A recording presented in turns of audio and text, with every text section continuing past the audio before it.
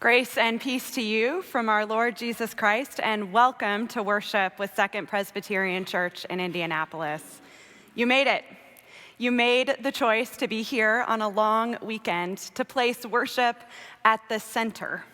Perhaps you're here because you know Christ and want to know him better, or perhaps you are here because you desire to seek solace and comfort after a painful week for our nation and the Church Universal. You've come to the right place.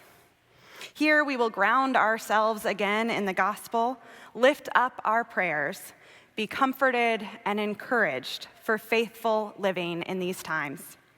And because your presence here matters, whether it's your first Sunday or your 500th, please pass the welcome books down your pew, the blue books in the backs of your pews. Fill them out and pass them down so that we might learn one another's name and greet one another. And if you have a prayer request, there is a form inside that you can fill out and place in the offering plate later in the service.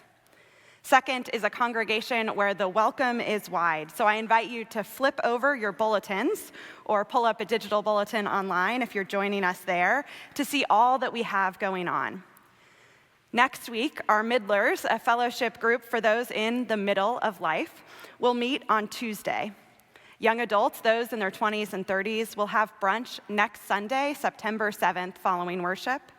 And there are upcoming gatherings for Second Act on September 8th, as well as our youth kickoff on September 10th. Speaking of kickoffs, next Sunday, September 7th, we will welcome back our full sanctuary choir, joined by festival brass and percussion. Children's choir will resume for kids ages 4 through 8th grade, as well as new opportunities for children during the 10 a.m. hour.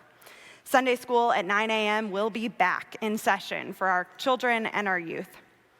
September 14th will mark the beginning of adult Sunday school classes, as well as our church picnic, which will take place immediately following the 10 a.m. worship service.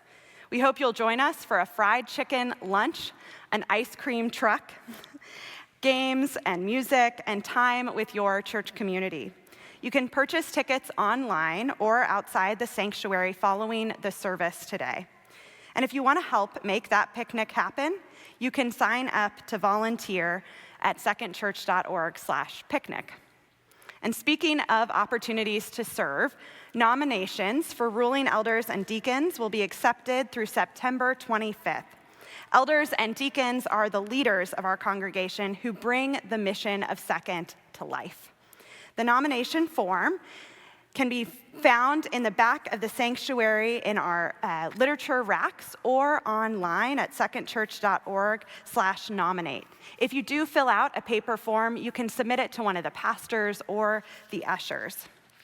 Finally, following worship, I encourage you to grab a friend or a new neighbor and take a walk down these halls, following the doors on either side, and head to McFarland Hall for a special exhibition, Have Faith in Art.